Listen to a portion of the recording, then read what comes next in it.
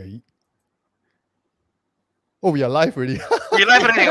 Sorry, technical difficulties. The video is not playing, man. But What anyway, happened to our intro video? I don't know, man. I don't know, man.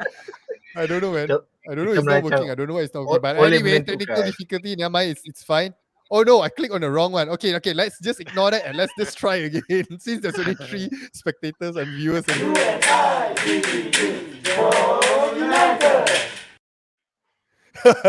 Salam Sejahtera and welcome to JomUnited.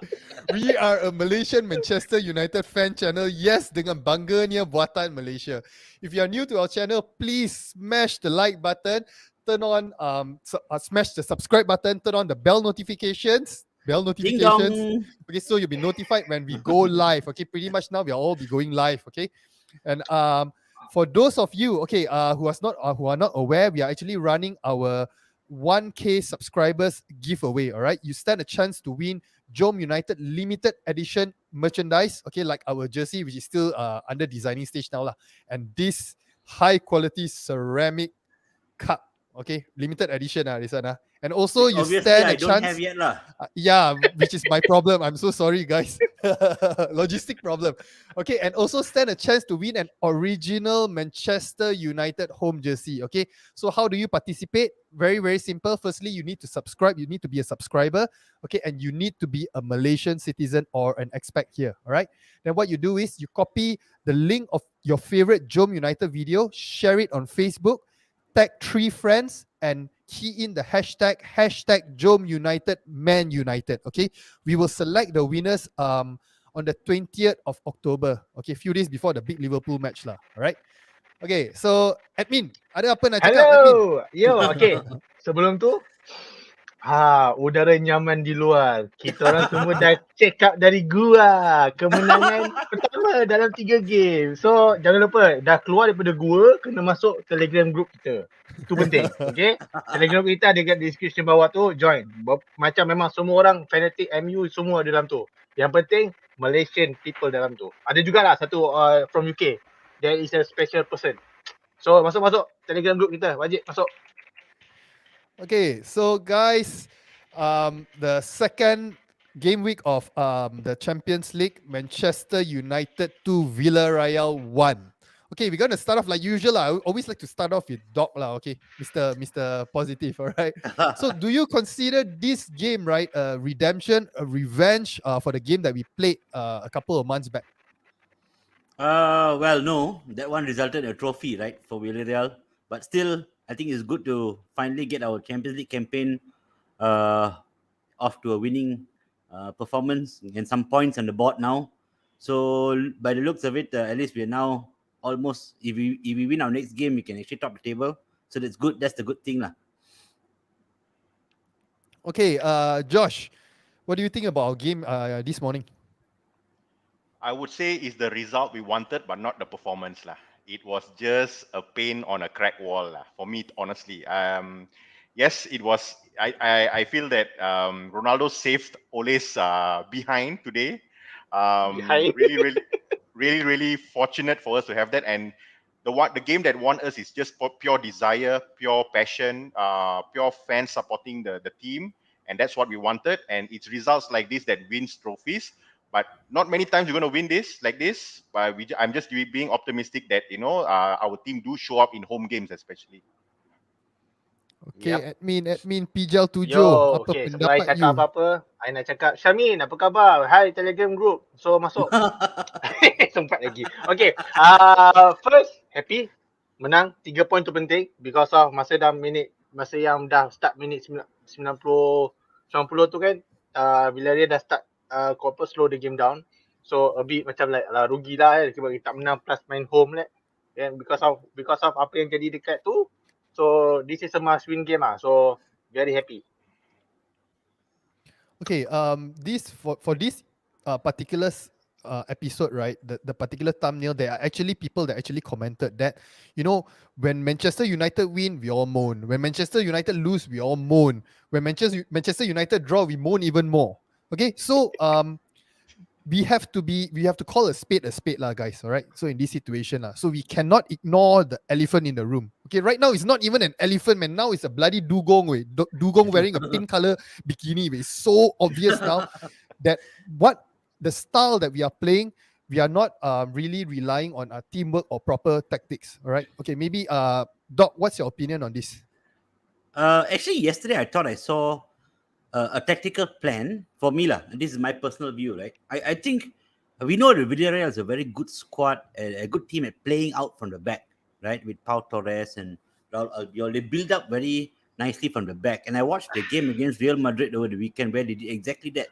So cool under pressure, playing out from the back. They were the better team, although they drew to 0-0, right? And I think the plan yesterday was to really press their defenders, not to let them settle on the ball and move the ball around. And that's why we saw like it was something like a 4-1-4-1, right? Tactically. But that left McTominay alone in defensive midfield and we were overrun. They got through our midfield very easily, exposed both our fullbacks, especially Dalot. But I think that was the plan. And I think I saw a bit of a tactical switch in the second half where Pogba actually drops back into midfield finally. And even the two wingers started to actually drop back and help out the left back and right back. But we still maintained the pressure up front to actually we won a lot of balls that they played out and we actually intercepted and we started our attacks lah. So kudos to the team. I think they had a clear plan yesterday. Although in the first half we didn't really look like that, we were just opened up like a can of worms like that, right? Every time they broke forward, it was very dangerous. And I will leave the savior story for later lah.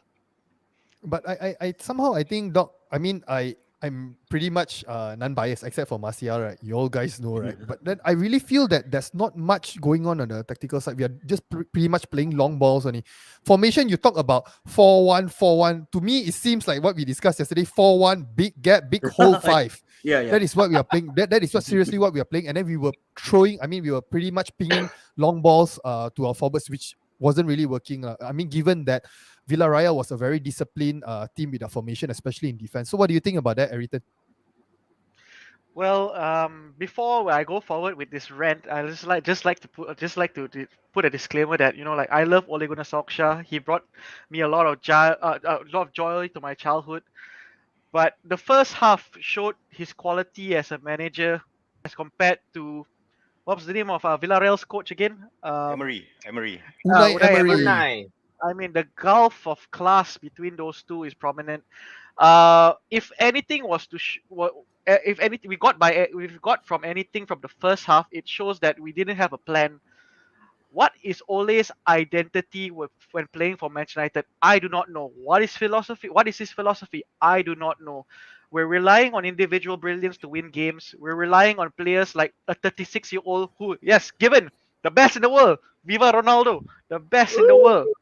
But if there is no plan ahead, oh my God, I think it's going to spell disaster at the end because we can't really rely on individuals to save us out of the doldrums because the first half was dreadful. I think it was one of the worst games we played this season. Thank you, Ronaldo, for saving us at the end probably also saving Ole's job also to a certain extent. But I was I don't know about how you guys feel about it, but I was deeply disappointed with the game last night. Nothing I saw nothing from it other than individual brilliance from. I will admit again, I got it wrong last season when I said David De Gea should be dropped for Henderson. I admit David De Gea is the best goalkeeper in the world, bar none. He saves us. He saved us time and time again this season. He's back to his best. Number 2, Bruno Fernandes, our stalwart. He's the one that will carry us forward. But sadly, we can't just keep relying on him. And number 3, Ronaldo with his moments of brilliance, because even though he has a bad game, he can turn that magic up. That is Ronaldo for you. That is the GOAT lah. And if we lose these 3 players, we're dead, man. Who we going to harap? Pogba. Sensitive topic. You can't talk about Pogba when the man is not here to defend his man lah. That's why it's not fair for him lah. Okay, wait, hold on, a bit of technical difficulties. Okay, so this one, let me just move on to Josh. how many more games we must rely on individual brilliance? Okay, this one thing, right? Like the game yesterday, right? For those personally, for those I feel that did not watch the game, when they wake up, they watch the highlights, they might feel that hey, it's a good win, it's Fergie time, right? But then for those who actually woke up 3 o'clock in the morning, fighting fighting to not fall asleep all the way to the very last minute, right? Maybe it's a different story altogether. Maybe this seems more like how to say like just now Pijal, you were saying that kita keluar daripada gua, right? For me, what I actually feel, right, is like kita masuk penjara. You tahu penjara mereka ada 5 minit break, you keluar untuk nafas, then you masuk balik. That kind of feel. So Josh, what do you think about that, Josh? This is a great question. How many more games we must rely on individual brilliance? I think this is something that even I think if open to the panel or even Ole, I really don't know.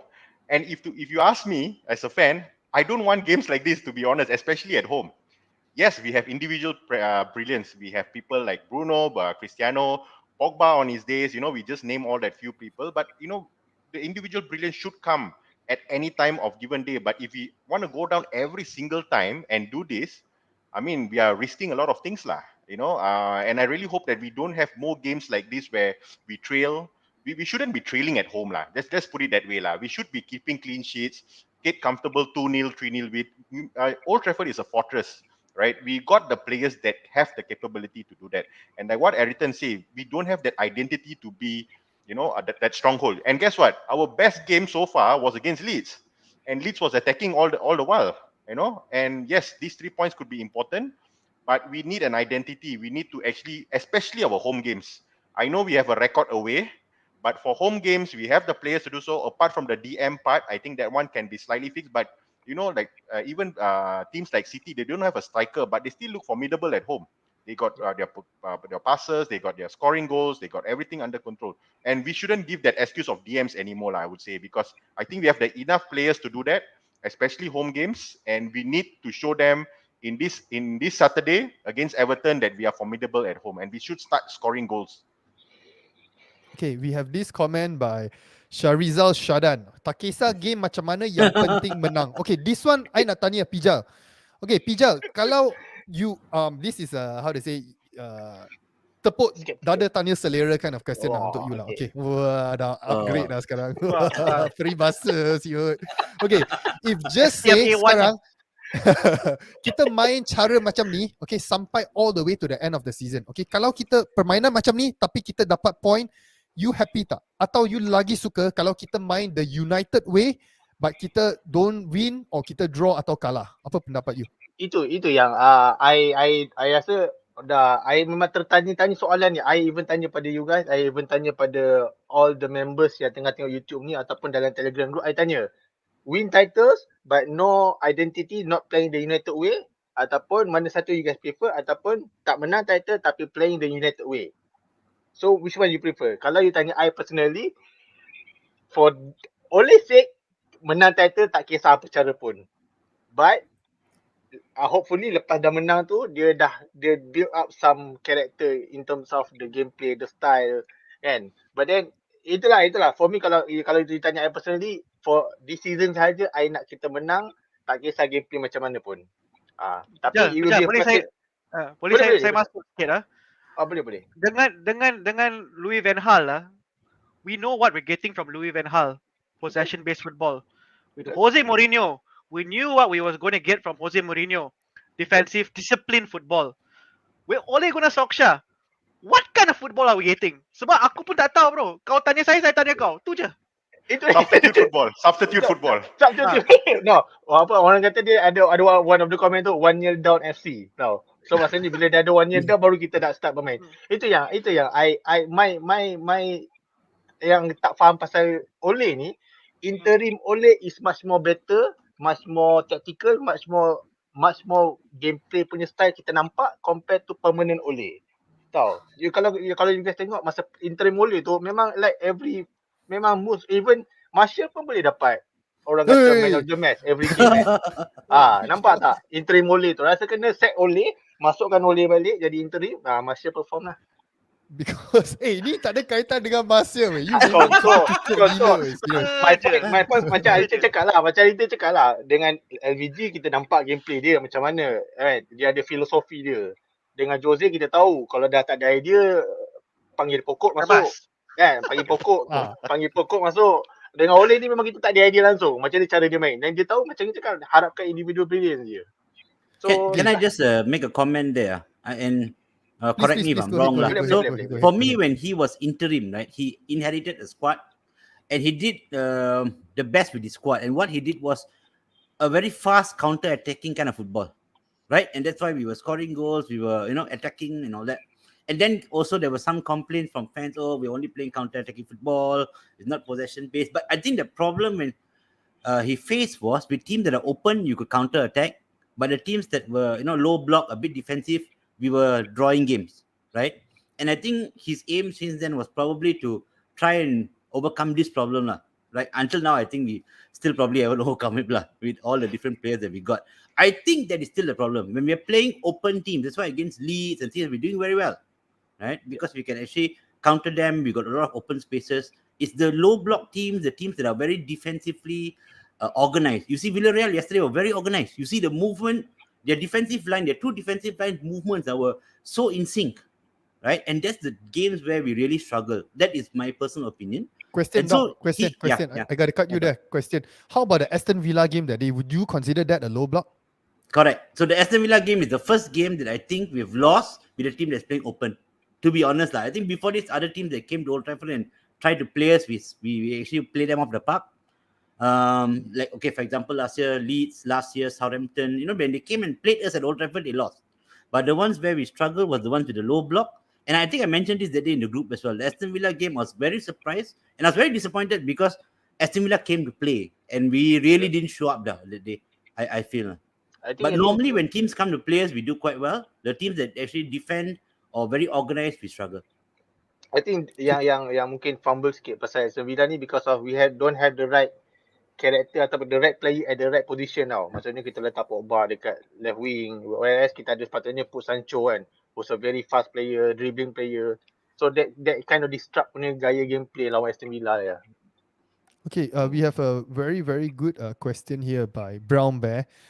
Why are the Ole in last season questioning Ole this season? He's doing the same this season, but all complaining. Was anyone expecting something different? Okay, maybe I'll point this to Josh lah. Josh. Wait, okay, never mind, Josh, you take lah, Josh. Josh. Check out the picture of Brown Bear lah. A nice baby Literally bear, brown lah. So much of nastiness behind his question. Cucuk, pandai cucuk man, this guy. Laundry day, I guess. Laundry day. Okay, Josh. I think Just I go think ahead, the only thing he done this season was putting in Lingard as a substitute lah. Like he is the first choice substitute.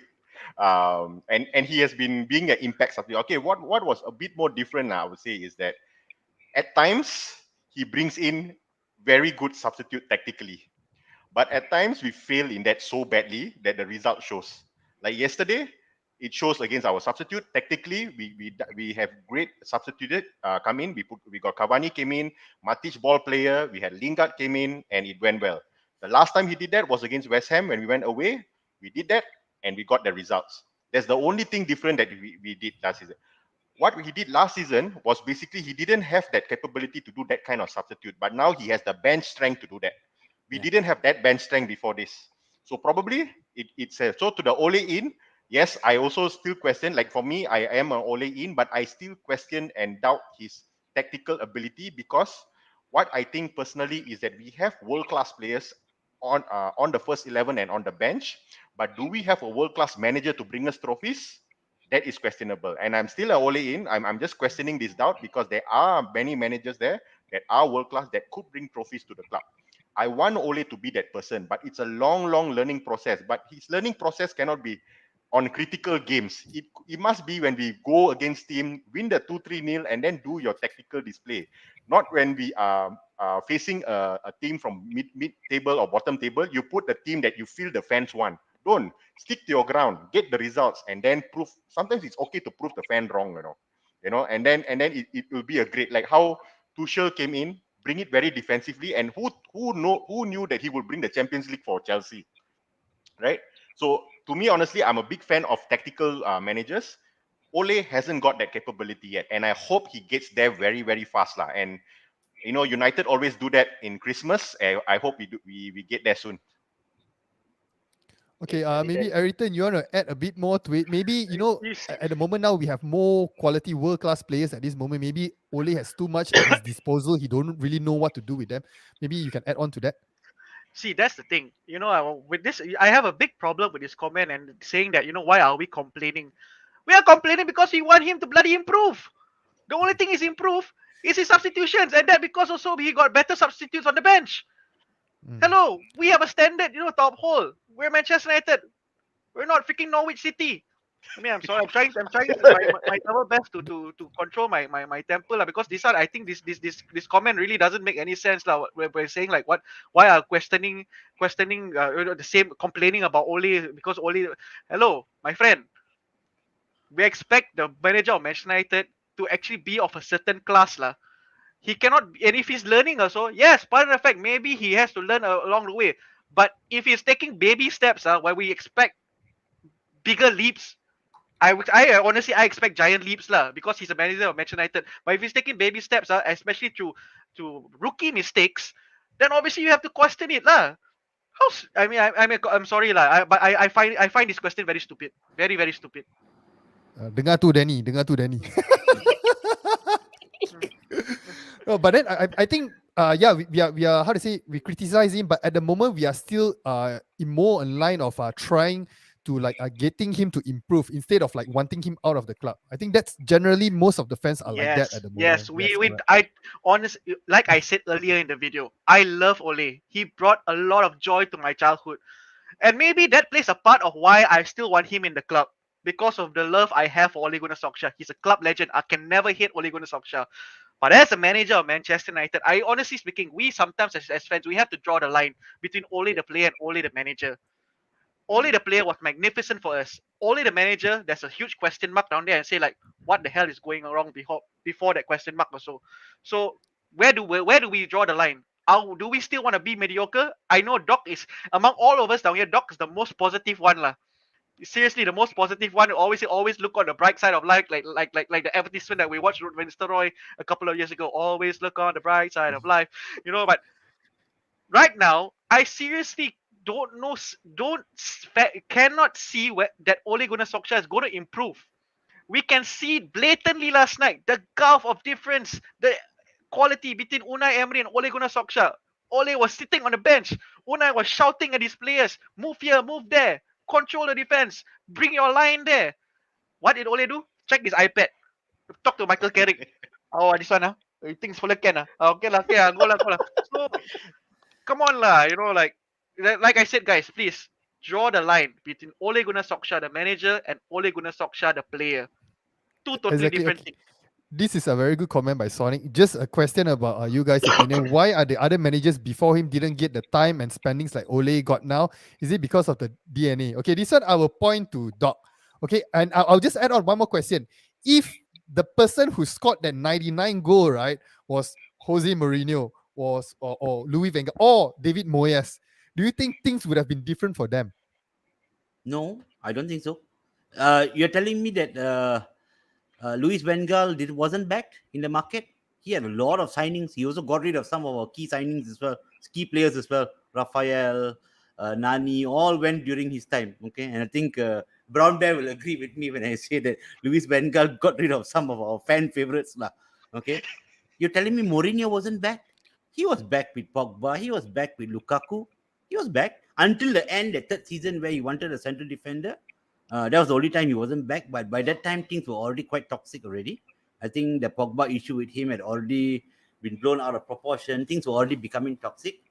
But again, when Ole came in as interim, right? I mean, a lot of us were happy with the style of play. He was back to the attacking football. Look at Van Gaal. His football, he came with a philosophy. Yeah, ball possession, but one shot in 3 games or 2 games, this thing is ridiculous lah, right? You keep 90% possession, but you don't take any shots on goal, is no point also, right? Every time they go to midfield, cycle the ball back to the defense. I think that was ridiculous. Mourinho's initial, there's one point where he started playing attacking football. Then when the chips were down, he went back to his park the bus kind of defensive thing lah, right? So when Ole took over, that's why people were happy. I think a lot of United fans were saying, "Oh, please give him the contract, make him the permanent manager," because we saw that style of play, exciting style, attacking style. and everybody wanted him the manager, right? I think, to be honest, the jury is still out. I mean, I've seen progress in the team, definitely, in the style of play, in the way that we play.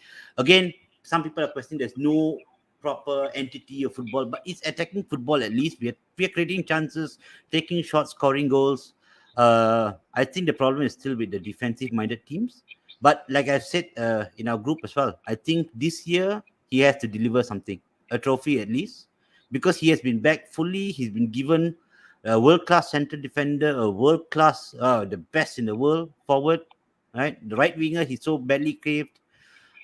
So he's been back. He needs to deliver this season, and I hope he does, because I hope he proves a lot of people wrong, lah. I see. Okay, yesterday's game, right? People say there was nothing. There's no. We all individual brilliance. The first goal came definitely out of the training ground, lah. So there are some positives, definitely. Our defending at set pieces has been better, except for probably the Aston Villa one. I think going forward, probably our set pieces probably need to be slightly better. If we, like somebody mentioned in the group, if only Maguire, I think it was Pijal, right? Maguire and Shaw can reproduce their England tactics at corners would be great, lah. So I do see progress. I see now he's also in the last few games substitutes coming on right time. The substitutes made an impact last night. Matic, Fred, all were involved in the goal. Lingard, all were involved in the goal. So maybe getting some things right. I hope this will give them the impetus to carry into the weekend. I hope the weekend we dominate. Like what Josh said, I hope we start dominating home games, at least. It looks like we've cracked the code away from home with the two defensive mids. We seem to be getting results, but at home is where we're struggling. We need to really dominate home games. Okay, this one based on what Doc said, ini I tanya you lah, Pija. Okay, based on cara kita main the last few games, okay, dia lebih kurang reminiscent of cara Jose Mourinho main. Cuma orang kat depan ialah Fellaini instead of Ronaldo lah. Okay, that's the point that I nak tanya. Kalau ini bukan Ole Gunnar yang club legend kita, you rasa fan akan lagi marah tak? Like macam mana kita asyik kecam Jose Mourinho masa tu? Yep, I think memang macam Editing kata lah, kita kena differentiate between Ole the player and also Ole the manager. But your question about if this another guy who is someone like memang tak ada orang kata relationship with the club, memang tak ada apa-apa pun sumbangan as a player ke, as a coach ke, tak ada apa, tak ada kaitan, then fans akan start persoalkan because of this has been third season for this coach, for this manager nak jadi manager of Manchester United. Cuba image, I rasa lah even masa Moyes pun kan tak sampai apa. Even Moyes pun tak dapat result but then even Moyes pun less than 1 year pun kita dah start questioning the style of play kan. Kan ada one time tu yang lawan team mana yang ada cross sampai like the highest cross in the game kan. So itu pun less than 1 year pun fan dah start questioning. Ni kan, but then itu saya cakap bila Ole masuk ni, Ole ni lucky lah boleh katakan, bernasib baik because of the fan ni ada like macam kita sayang Ole tu. Bila sayang tu kita nak tengok orang tu improve, macam Aditya kata kita nak orang tu improve, because that's why sometimes kita criticize, but the level of criticism tu tak seteruk coach lain. Tu je dah. I rasa lah. So Okay, this is my comment lah. we move in into the game lah.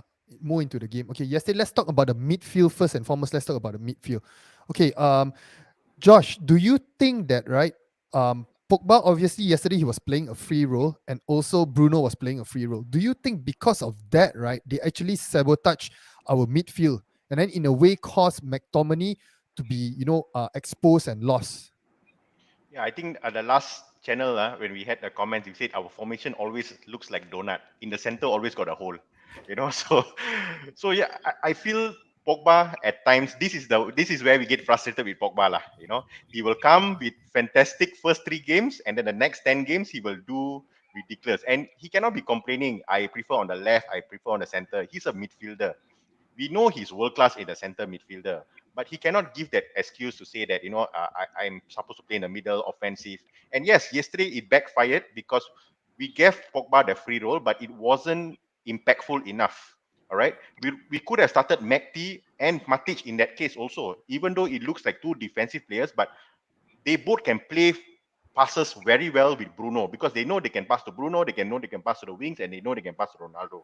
But yesterday, Pogba was horrible lah. Yesterday, I think after that haircut, I think Sheikh mentioned his haircut. Oh yeah, I don't know. I don't know what was he doing yesterday. He give more. I guess he pays more attention to his haircut than to the players lah in the team. But yesterday he was horrible lah, and that was the time where people like Van der Beek could have excelled if that was a free role lah.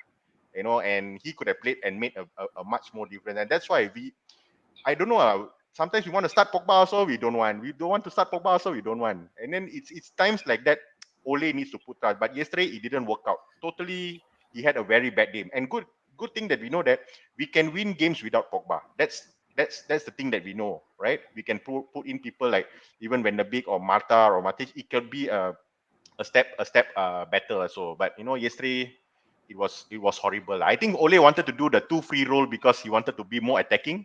It didn't turn out that way lah. It was very, very even. If we go to Spain and play like that, or go to Atlanta and play like that, my goodness, we will be losing that game for sure. So, okay, many fans, even pundits also, they actually suggested that the guy suitable for the holding role is actually McTominay. Okay, so apart from being exposed due to Paul Pogba and Bruno playing the free role, Ayrton, do you think that McTominay has what it takes to be the holding midfield for most United? definitely. I don't know how anyone feels about McTominay, but I got total faith in Scott McTominay. How it was exposed yesterday was purely down to Paul Pogba's selfishness. Let's put it that way. His selfishness of wanting to be the hero and thinking he's all that. Pogba needs to realize he's not Bruno Fernandes. Bruno Fernandes can track back, can work hard, can run. Probably also pass better than Paul Pogba. And Paul Pogba always tries to be, hey, you know what? I'm the marquee signing here, man. I'm the man. Adidas pays me 80 million a year to do all these crazy haircuts, crazy YouTube videos, crazy Instagram posts, and I need to show I'm the man. But Paul needs to realize, I'm talking to him now as though he's my friend, but Paul, you need to realize you're playing for the team, and you need to realize also that you have limitations in your game also as well, and you need to be disciplined. This is the style of player. Honestly speaking, I still wish Jose Mourinho was coaching him and Jose Mourinho will put him in his place. The sad part about Ole coaching him is that Ole said, express yourself, Paul. Express yourself. If he expresses himself, sometimes he'll go to the corner flag. God knows what he's doing. Sometimes 360-degree turns without a Cruyff turns, without even no end substance. If I would like to envision a world between how Paul Pogba and Bruno Fernandes plays that can cover Scott McTominay at the back. That both of them interchange between each other. Okay, Paul, you go up front, I go behind. Okay, Paul come back. But every time when Paul goes when Paul Pogba goes behind, when it's Bruno's attacking, he doesn't go back. Yeah. But going back to the question, if it comes to Scott McTominay, I got 100% faith in Scott McTominay. I've said it once, I've said it time and time again. Scott McTominay is a Sir Alex Ferguson type of player. He works hard and he will really fight for the team. And sadly, he's the least paid in the team. He's only getting paid 20,000 a week compared to Cristiano Ronaldo is getting paid almost $1 million a week? Compared to Bloody Fred, hell. Fred. Compared Compared to to Fred. oh my god, you just brought please But I think McTominay looked lost also regardless, because there were times when we actually pushed high up, the defensive line went up, but I still think that McTominay for the CDM role, I don't know, he's like struggling. I don't know, maybe Doc, what do you think about that, Doc? Okay, never mind, Doc. You carry on. Go ahead, Ayrton. You go ahead first. Ayrton, you Okay, finish up okay. first. You see what I believe Scott McTominay you need to have also your central midfielders close to you at the same time. Takkan one fella want to cover everything like that. Like this one not gushing, you want to whack the thing like that. But honestly, that's why a disciplined type of play. If Pogba goes in front, Pogba stays back. If Bruno comes back, Pogba goes in front. It's a disciplined type of play. But the thing is, Scott McTominay, okay, maybe it's an experience also at the same time also, but he has the capabilities because he is tenacious, I would say. He has the tenacity in him that I like. Yeah, a case can be made, like you said, Coach. A case can be made that maybe, he gets lost sometimes, but it all comes from experience. But other than that, I will not question his heart. I will not question his card because at the end of the day, I still think he's above Fred in my opinion. Hey, Fred assistant. We'll talk about that later. Okay, Doc, maybe you want to add on to that. McTominay, what do you think about his performance? Do you think that he is the main guy for the CDM role now, apart from maybe Matic? What do you think? Yeah, like I said earlier as well, right? I think the center of midfield are the roles that are now open for grabs, lah. Okay, except for poor Van der Beek, who doesn't seem to be getting a look in to try and even grab. But all the rest should be trying to make that position their own. But nobody is doing it at the moment. I think if you ask me, McTominay would be a good person. If you're going to play one DM and one attacking midfielder in the center, he would be the best, I think. He's got the capability. In yesterday, it wouldn't be a good game to actually judge him because he was just left alone. Now, in your tactical setup, right, you will definitely have everybody has their individual positions where they have to cover. But yesterday, when Pogba and Bruno go up, they're leaving him exposed. He can't cover everything on his own, right? I think Bruno, to be honest, did come back quite a lot. Like he had an amazing game. He was all over the park. He was all right? over, all over, all Yeah, over. No but doubt about he's that. actually not supposed to be playing the central midfield position. He is supposed to be just behind the front man.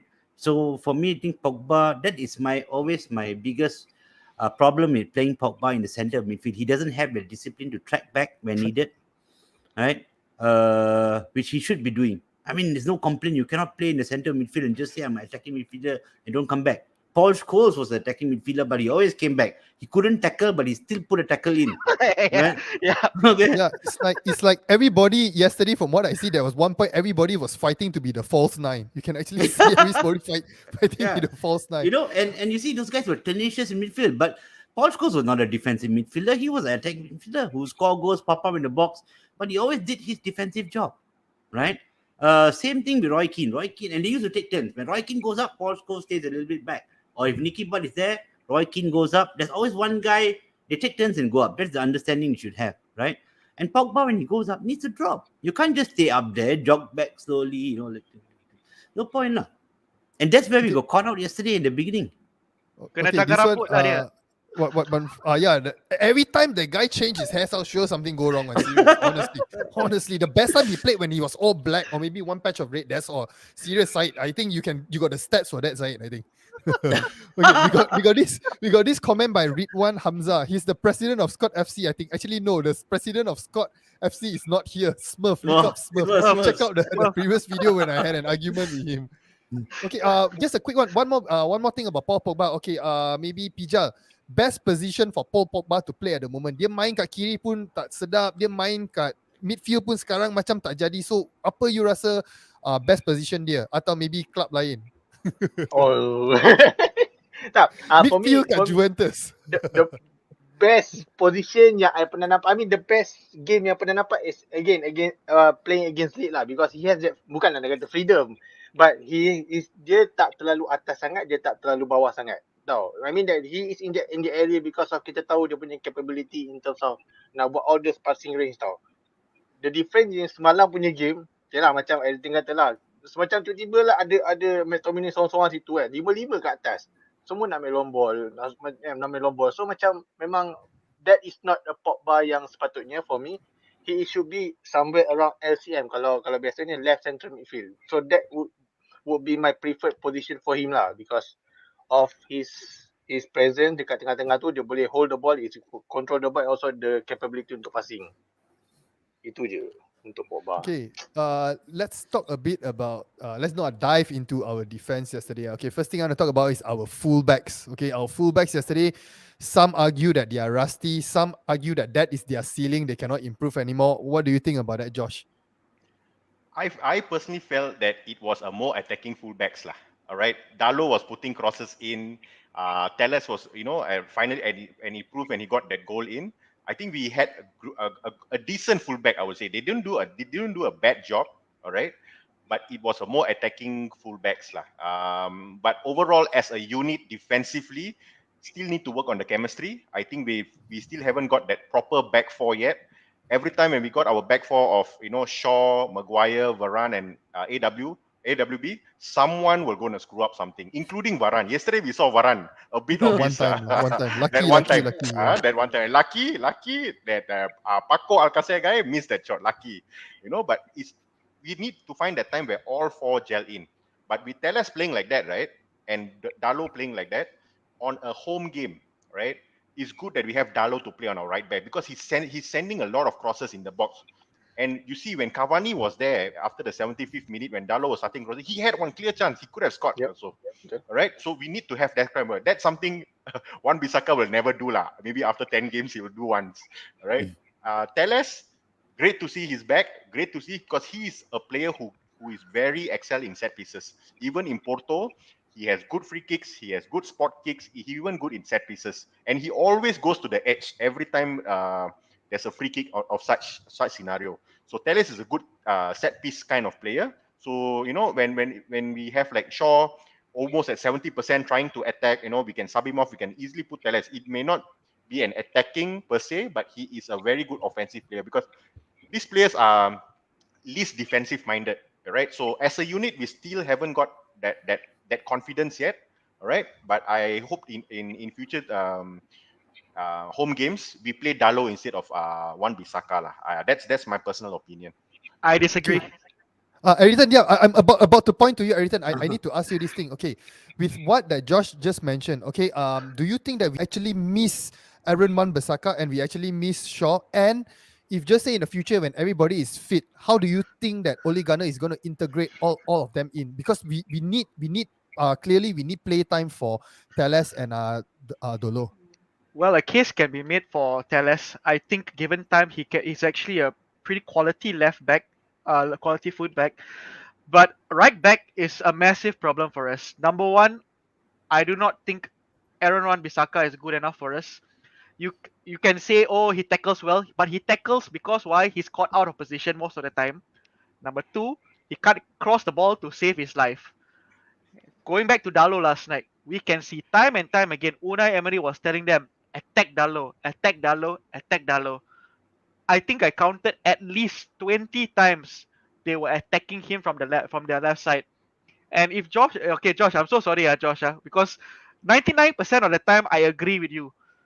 But when it comes to him and say Dalo putting in the crosses, I also can whack crosses from there, bro. Doesn't mean going to reach my target, Sorry to say, he's a upgrade from Wan Bissaka going forward, nonetheless, but not a massive upgrade, We should have got Kieran Trippier.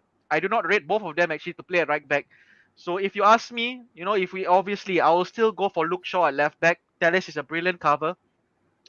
Varane is still class. Maguire, hey, we pay 85 million for him, man. He has his moments, But on right back, Dalo is not a good cover. He's you can tell, you can see last night he is not Manchester United quality, and that's pretty much his standard, I honestly think they say, oh, give him time, but he reminds me of a mid-table player probably, That also maybe he can follow Dan James, go to Leeds, probably he'll excel there, But for playing for United, no way, no way in hell. He kena kangkang so many times. I think he received more 20-cent coins than my mother giving me throughout my years in school, Let's put it that way. So I'm sorry to say, but Dalo is not good enough for Manchester United, and so is Aaron Wan Bissaka. People can criticize me all they want about Aaron Wan Bissaka's tackling or whatever have you, but look at the videos, look at the replays. He gets caught out of position most of the time, and if he crosses the ball and reads a player, I tell you, the odds of me striking Toto is still higher. That's way that way. I said this before, I'll say it again. If we got another comment from Sonic. If we notice Villareal keep exploiting Dalo's side because they didn't want to face Varane from the left. Instead, they prefer to attack the weaker side, which is Lindeloop. So maybe Doc, what do you think about that, Doc? I think there are a couple of things here. One is Dalo was totally exposed. Okay, he was poor, positioning poor, but also he was not supported by his two wingers. I mean, both our left back, right back were not supported by their wingers. Okay, Sancho didn't drop down. Greenwood didn't drop down. So you see, right? I think, was it the first one where that Danjuma was one-on-one with him, right? And then he moved to try and cover the overrunning guy and then leaves it exposed. Because why? Your wingers are not dropping back to cover that runner. right? Yep. So that is also one problem. But one-on-one defending was poor yesterday. I mean, he was taken to the cleaners by Danjuma. I do how many times Yeah. right? Even for that 85th minute where that guy took that shot and he made the double save, right? Yep. He gave him so much of space to cut Space. in, right? Maybe it can be he's not have a lot of games. He might need a run of games. You can never say. But yesterday he was totally exposed for me, right? Going forward, I don't think he did that much better than what Aaron Wan Bissaka offers. Maybe one or two crosses, but nothing much as well. Okay. So if you don't have the defensive stability, not offering me anything extra going forward, then it's no point. I might as well use you, Aaron and Bissaka. At least I know on the right side you're quite safe. For that goal, right?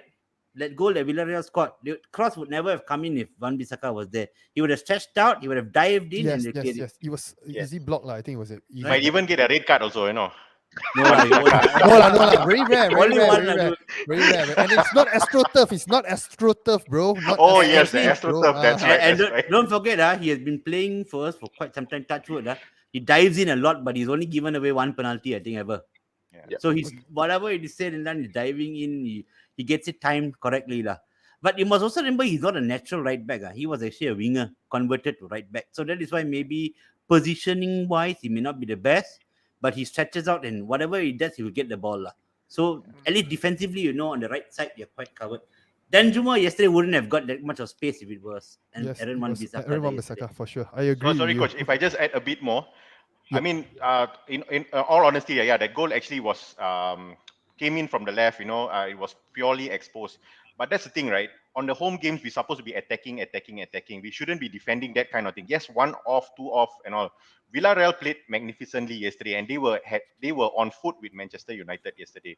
That's why for the home games, and that's what I think Ole did as well. We wanted Dalot to be there to put the balls in for Ronaldo, put the balls in early, that early crosses to at least create more chances offensively. It didn't work out as well as it could.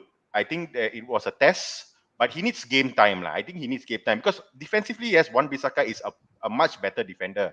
We play against clubs like Man City, Liverpool, Chelsea. He will outshine. But playing like this, right, when we are at home against opposition like Villarreal, we should be making our crosses or our things count. So that's why I felt that Dalo would be a better option, and I felt and he's our only choice anyway. Right, I know, like Ayrton say, he may not be the Manchester United right back, but we have to make do lah. Yeah. If he also don't have, we might play Sancho as right wing back. Who's this AG? Who's this AGGFG guy? Say like, okay, Ayrton, come on. Aaron Wan Bissaka is currently our best. Well, obviously, who else we got? We got no one else. Wait, just a quick one. I need to make a quick shout out. Okay, Eddie is here. Hello, JomUnited. Eddie dah keluar Welcome, daripada Eddie. gua ke? Itu Maggie ni semua ambil keluar daripada gua. Tak payah simpan dulu. Kita enjoy dulu kat luar. Makan nasi lemak kat luar. Nasi lemak kerang. Okay, just one thing I want to add. Sorry, can I just add something? Sometimes don't blame our left back and right back, because when they're actually in a position to cross early, there's nobody in the box. Yep. There's only one person in the box sometimes. Yep. We don't have that kind of midfielders who are pushing forward, overloading to get into the box. Neither is our opposite end winger running to get in the box.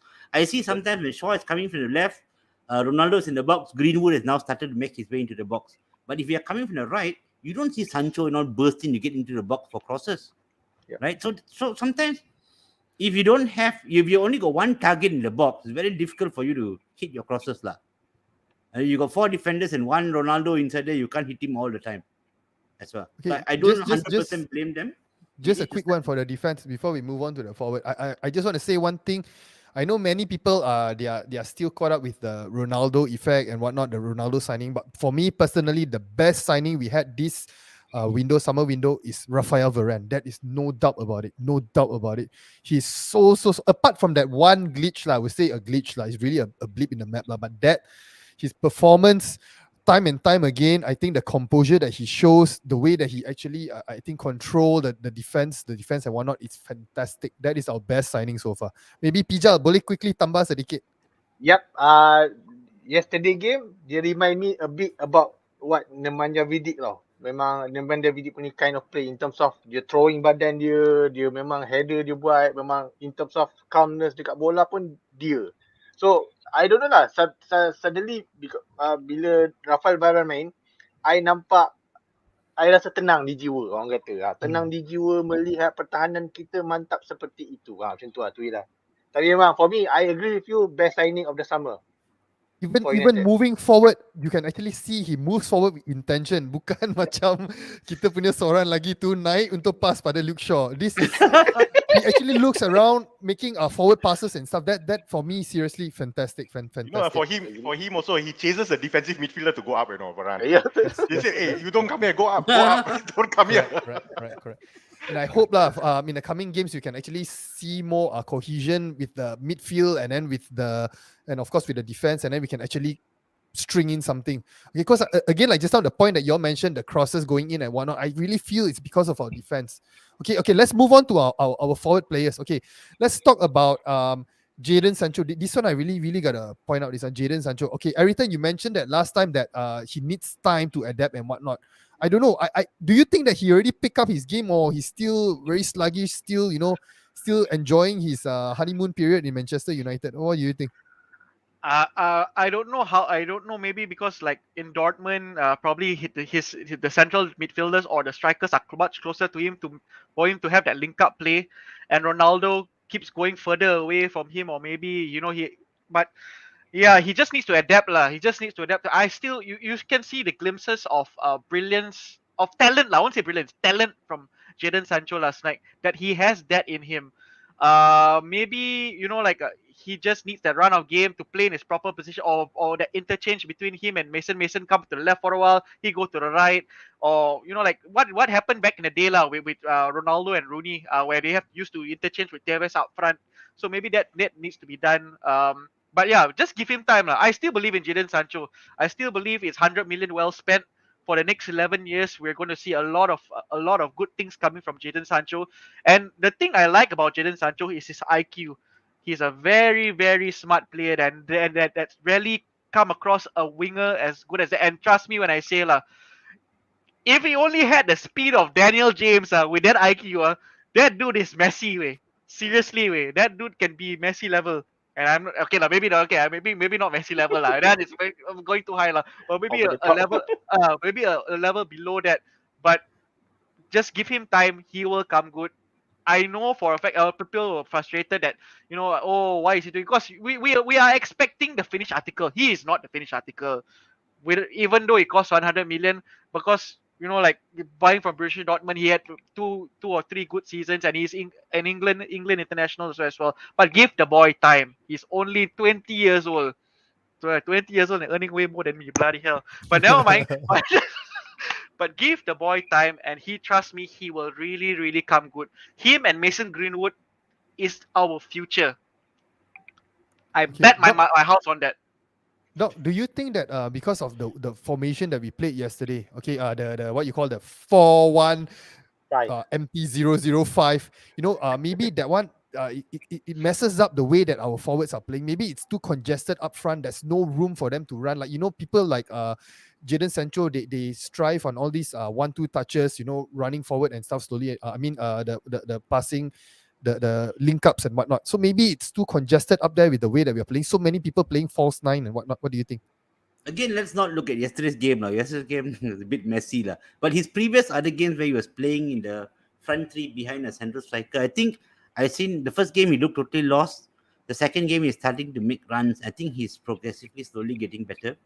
But for me, I think, he would actually play better if you had his front man was Cavani instead of Ronaldo, because Ronaldo is the type who's running behind the defenders and making room for crosses and things like that, right? Cavani is the one who comes short, plays the quick 1-2, plays the through ball. And if you look at his where he used to play in Dortmund, playing with Haaland, playing with before that, I can't remember who, they all follow that kind of a play where they really come and link up just outside the box. Yes, exactly. And that is his game. That is where he's good, right? So that's why maybe he needs some time to probably adjust to the style of playing here, which is slightly different, especially if Ronaldo is your only front man. Okay, we have a comment here. Wait, let me look for that comment. We have a comment by Said. Okay. Greenwood's form is dropping and he hasn't scored since Ronaldo arrival. Do you think with Rashford bank on left, Sancho should be on the right and Greenwood either sub or number 9? Josh, what do you think about that? Greenwood, consistency, as we all know, sometimes it dips a bit. I think he's more tired of phasing off a bit lah. I think his tendency to always take the ball and shoot, take the ball and shoot is people know his gameplay, and then that's what the defenders and midfielders will already know and track how Greenwood play already. He need to actually enhance that skill and to see when do he pass and when do he shoot. I think people are starting to reading Greenwood because he is a danger man. Let's not take that away from him. He is a danger man. He's the only person, if I'm not wrong, takes more shots than any other teams in Manchester United. And you know we respect that as a striker, and that's our typical striker's instinct. You at times you need to be greedy, but people know that Greenwood will cut and take a shot, cut and take a shot. So they probably do not know where left or right to cut, but they know that he's going to take a shot right after that. So his gameplay is easier to reckon, and that's why I think it's not that his skills are dropping or his form is dropping. People getting to read him better in that sense. And yes, with Ronaldo's arrival, right?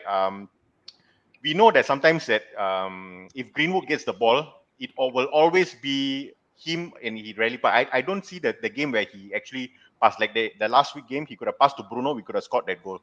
And yes, like what Said mentioned, Rashford on the left, Sancho on the right. Greenwood, in my opinion, should be a sub. Let Cavani and Ronaldo take that upfront position and you learn from that position because he is our future, right? If he is going to be starting at the number 9 position, he's going to get frustrated. He's going to get low confidence, low self-esteem, and then he might even face off even worse. I honestly, Tendang ni macam mana tendang? Let me show you the power of the mod. Deng deng deng. Boom. Go on. once again, And guys, he's back. sorry, Tackle, Dom, tackle. sorry, Dom, if I can interject a bit. Once again, Yes. sorry, Josh. Sorry, Josh. I disagree with you once again. Honestly speaking, something that I've seen with Greenwood this season, which I didn't see last season or the season before that, is his confidence on the ball. That's something that really, like, we always will say that Greenwood needs to come of age. Greenwood needs to come of age, and that builds with age as well. Where time where you have when you have a good run of games in the team and builds your confidence. And Greenwood has that this season. I honestly think if you take him out on the team right now, is a huge mistake. We should actually let him play in the team and also honestly mature from taking those 9 or 10 shots in the game or whatever have you lah. Because honestly speaking, Rashford, he can do things that Rashford cannot, and he's probably our second best finisher behind Ronaldo in the team as well. And right now, what I seriously really love to see from Greenwood is him being on that ball, attacking at defenders, cutting in as well. Okay lah, maybe he has to work on his vision lah. But other than that, I seriously think taking him out of the team right now is a huge mistake. We shouldn't even put him on the bench. He needs to be starting. Yeah, I agree with that lah, definitely.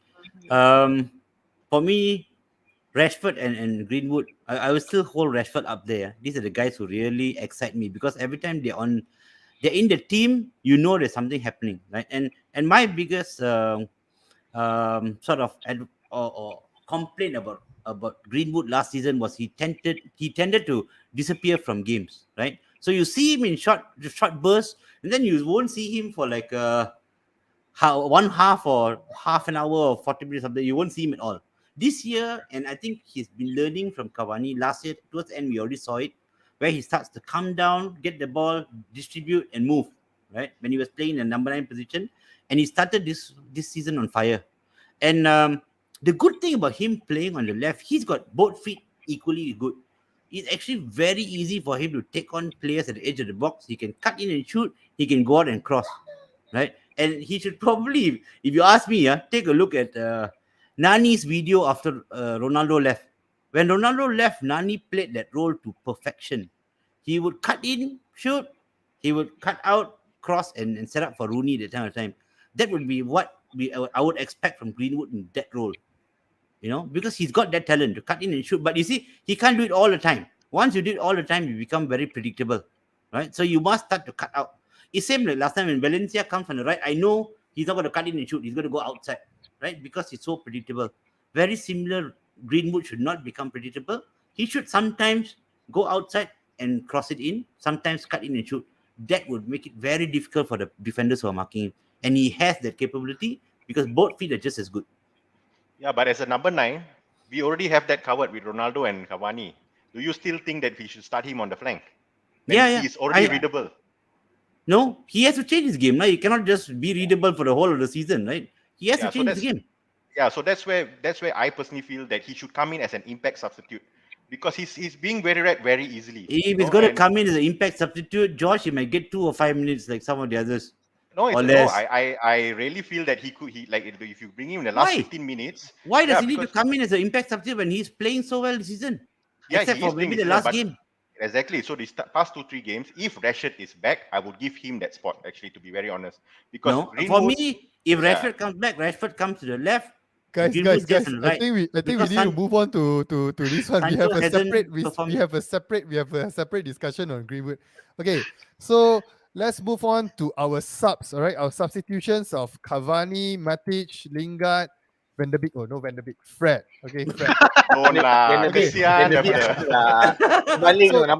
Collectively. Okay, Pijal, apa pendapat you tentang substitution Ole Gunnar Solskjaer dan masa dia buat substitution itu? Masa good time sebab masa tu kita still in the game. Luckily Alex Telles goal before dia masukkan those 3 players tu. Rating yang I boleh bagi pada those 3 players is Lingard I kasih 7, Cavani I kasih 8, Matic I kasih 7. Terbaik, memang terbaik because of Matic dia memang steady the ship, dia memang helping really the defensive side. Maksudnya memang after this all the attackers can go attack. Memang dia dah, orang kata dia membantu McTominay a bit. Lingard the assist for Ronaldo, first class touch. First class touch dia tu memang terbaik, assist dia tu. Dan Cavani, what a player lah dia. 34 years old, boleh lari tau. Dia boleh lari, kejar bola yang orang kata 75,000 people tu dah accept bola akan go out. Dia je tak. Dia seorang je player yang tak rasa bola tu akan go out. So, what can I say? For me lah, I dah start memang orang kata sayang lah Cavani tu. Memang terbaik. Cult hero. You know that when Ronaldo came in, people actually kind of forgotten. Even myself forgotten about Cavani. And then when Cavani first came in, I put my hands up. I actually I didn't think that he would have been a good player for us. I was like totally against that signing. But then what a signing he proved to be. And then I'm so happy that he actually extended 1 more year. Okay, the vibe that I get for Cavani when Cavani comes in, he's different than Ronaldo, you know. Like Ronaldo, the players seem to be like, oh, he's the GOAT. I need to make sure I don't screw up, that kind of thing. You know, there's this kind of feel. But when Cavani comes in, it's like he brings everybody in together. There's a different feel to it, you know. That, you know, maybe every time you can add a bit more on Cavani. Well, you look at that. I mean, I go back to that word tenacity again. Like, you know, that extra thing he brings that I think was lacking a bit from Ronaldo's game, where Ronaldo was looking for that space, but he went to that space. That's what he wanted to do. He really just went there and said, "Give me the ball. I'm taking it." Fred crosses it. Pop, goal. So honestly speaking, I mean, like what a breath of fresh air bringing Edison Cavani on the pitch. I really love that guy. Hopefully, you know, I think I said this before. I have my doubts whether him and Ronaldo can play together. But if this continues, I think honestly speaking, if we should maybe start there in the next game together. Yeah, exactly. Play up front again. Everything. Correct me if I'm wrong. Did you mention that Fred was pretty much the savior of the game? I mean, to help us get the winning goal. Fred, bro. Yeah, you mentioned. Can you just repeat that again? Because a bit of a glitch, another glitch. Every dog has his day lah. Talk slow. Please talk slow. We are clipping this. Every dog has his day. Once in a while, also, you know, like probably who's at the bottom of the table, Arsenal will win also sometimes. So every dog has his day. 100% crossing away from Fred, better than Dalo and Telles. Even Wan Bissaka pun tak ada tu lah rating macam tu. Maybe we should play him. Aku gentle, bro. When he does good, I'll obviously praise him lah. but doesn't mean he's still good enough for Man United lah. This is Eddie's Yes, Fred Eddie. man of the match. I'm with you. Fred McTominay. Hey, don't wait. man Don't of the match. later y'all give Ole the wrong idea, right? Then he start playing Fred in left back position. We're serious. We better not. Seriously. Better not. So we will stop talking about Fred. Maybe Josh, you want to add on anything about Cavani? He is the man lah. I really appreciate players like that, especially when not only that he give away his number 7 lah. I think he also wanted his 21, but he plays for the badge lah. He plays. He's eager to win. He came from a player who plays for established clubs in the past season, and he's still hungry to win games like this. He's really our cult hero lah. And you remember, I think I showed you guys that one stray ball to the corner, and he ran like almost 100 meters or 80 meters to 100 meters to just get that ball in, and nobody knows. And that's an old man running. So Cavani heads it to you. With you playing like this, you are also giving Ronaldo that option, and who knows, they both might play up front, and I hope that two play up front in the Everton game this weekend, Yes. especially home games. I think in a way Cavani comes in, he actually push and motivates Ronaldo. Whereas Ronaldo is like he's motivating everyone else, and then he's like carrying himself. Doc, what do you think about that, Doc? Yeah, I think I'm hoping to see them play together lah. I think for me their runs are slightly different. The way they move is slightly different. Cavani is the type to come short, get the ball, and then distribute, and then move into spaces. He likes to target mostly the near post star, if you see his runs, right? Whereas Ronaldo is the type who tries to run behind the defense. I think they can actually get long. Now, how you're going to do it is the key lah. I would like to see them both play together, especially home games where you are on the offensive, right? They will be a nightmare for defenders, definitely. I also just want to add that, in this 1 hour discussion, we've not talked about who was man of the match. No, wait, you are like, you know what? No, you are Just like in the case you Christmas forget day. lah, It's like Christmas Day, like 1 week before the Christmas. You want to open the present, and you wait, bro, wait. Patience, bro. Patience. The best present. Wali also not cepat. I know. Just in case lah, The best present kena tunggulah. Tunggulah. Yeah, that's why you. This one I didn't get the memo lah, sorry. Spoiler alert, he spoiled it already lah. So we're not going to talk about anything else. Okay, we gotta slightly touch on this. We need to touch on Van der Beek. Okay, this one, since our Dutch ambassador is here, we gotta talk to him. Okay, there's this clip, that people is sharing that Van der Beek, when Fred came in with Lingard, I think Van der Beek got irritated, got annoyed. He actually threw his gum on the floor. Don't know on Mike Fielding's head or whatnot. I don't know lah. And then no, really, it looks like it. Okay, so Van der Beek, what do you think about his situation now, Josh? It's like he can't seem to get time to play and whatnot. I feel for that guy, and I really hope that he gets his transfer on January lah. I mean, enough is enough for him. He's a starter. He lost his Dutch nationals playing time as well. He's not in the Louis van Gaal squad. Next year is the World Cup, and I hope January he goes to a transfer. Even on loan, also I don't mind, but he deserves that transfer lah. He's not a substitute player. Let's put that right. He's a starter. He plays behind the strikers, and he's magnificent with his IQ level. I don't blame Ole sometimes for not playing him, because we have a lot of firepower up front, and he didn't have that chance to actually showcase what he can do, especially to big teams. And I think for Ole it's a bit risky.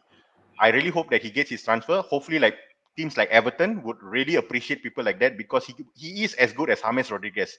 Put it that way. He's good at set pieces. He's good on free kicks, and he's excellent on the ball passing. So I hope he gets his transfer. And enough is enough. I don't like to see especially talented Dutch young players on the bench. Really breaks my heart to see that happening.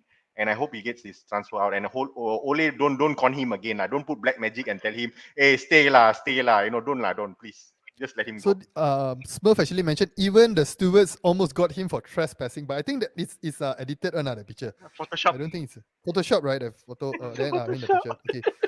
Imagine if Jose was doing this to Van der Beek. Yeah, exactly. But I think now also the fans pretty much lost patience with Ole with regards to Van der Beek already. I think it's becoming it's like beating a dead horse. It's like he's not going to play him and whatnot. I don't know. That's why we got Dutch ambassador pun tak boleh jawab macam mana kita nak. No. I mean, kita nak jawab. why are we questioning that we are not playing the Van der Beek? Because his we have position is Bruno Fernandes' position. We can't drop Yes. Bruno.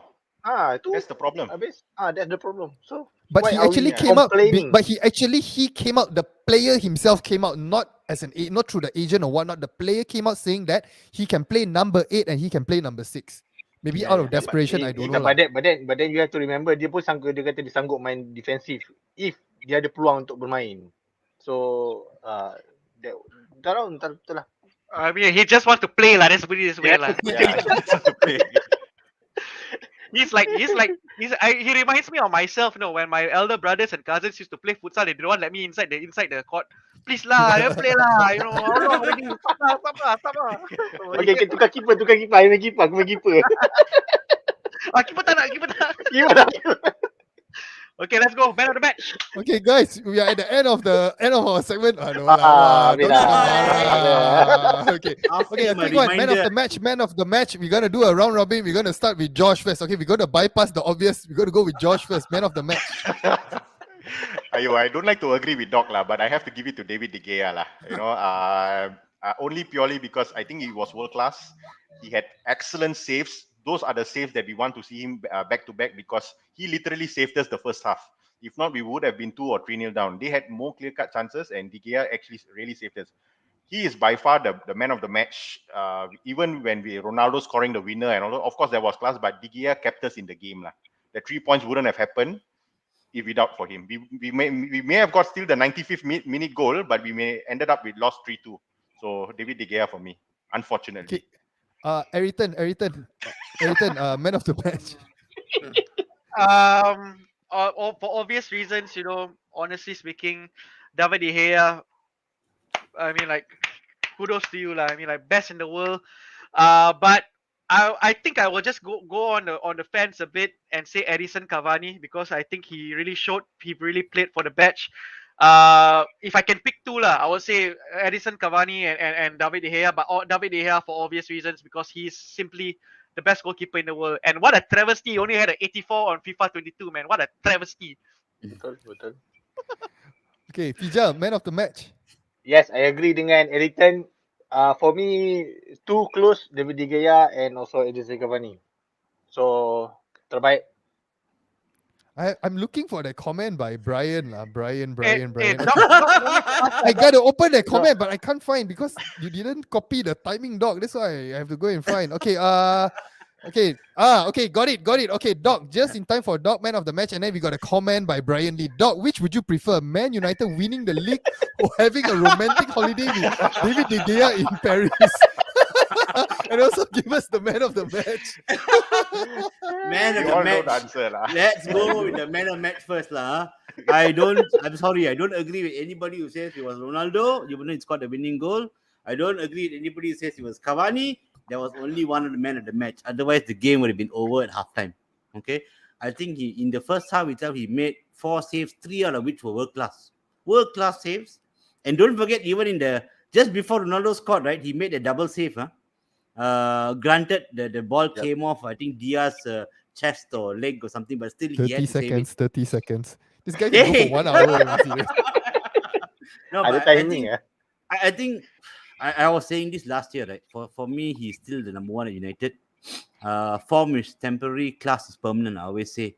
But I'm very happy to see that he's back in form. I mean, he had a tough end of season last year. Went to the Euros, didn't play a game. They played Unai Simon. Unai Simon let the ball under his legs and goal as well. They didn't replace him. I think it's been a tough summer for him. He came back early. He came back to train. He came back to win back his spot. Lucky for him, I think Hendo also got COVID and was not fit and things like that. Dino. Brown Knight is here. Brown Knight is here. Dino lah. Sorry, Hendo. You Liverpool ke you MU? Dino. I already scolded him already, Brown. I already scolded him. Anyway, Dino is number 2 lah. So doesn't matter. Hendo or Dino doesn't matter. It's number 2. So I think I'm just happy to see him back in form. I think when he's in form, he wins us points throughout the season. Game-changing performance yesterday. best in the world.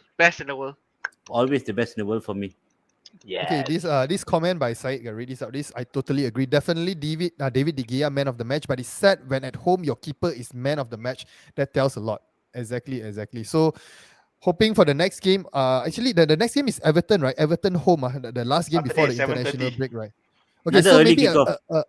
a quick round robin before we end this. What's your expectations for the coming game? This weekend, Ayrton, we start with you first. You know, for a fact, ever since we signed Ronaldo, I always overblow my expectations. It's But fine, it's fine, it's I'm, okay, it's okay. I'm coming down back to earth a bit. I will just go for a 1-0 win and I'll be happy lah. But with Ronaldo good scoring. football, with not long balls and you know that plan. I just want a result now lah. You know, just win lah, just win. Okay, Josh, how about you, Josh? I never give a result where United will draw or lose, but I'm afraid with the performance yesterday, Everton's midfield are really, really good, magnificent. Actually, they have a better midfielders than us. I'm thinking it will be a draw, actually, to be very honest. A 2-2, a score draw, 2-2. Because they have a better midfielder compared to us. We have Don't worry, Josh. Fred will be back on Saturday. That's even a bigger problem. Give him on Left back, injection. left back. He will be on the left back position. Yeah, I really hope we play. I really hope that we played our home dominating game so we can win more, get more. I hope I'm wrong, but I would say it won't be a score draw of 2-2. Okay, Pijal, expectation this weekend. 2-1.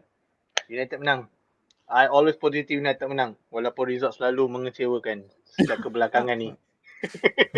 But 2-1 United. Okay, Doc, how about you, Doc? I think the result from yesterday is going to carry into the weekend. Some was an early kickoff. 3-0 to United. 3-0 to United and a clean sheet for David De Gea. The problem Everton is got no not- European match, you know.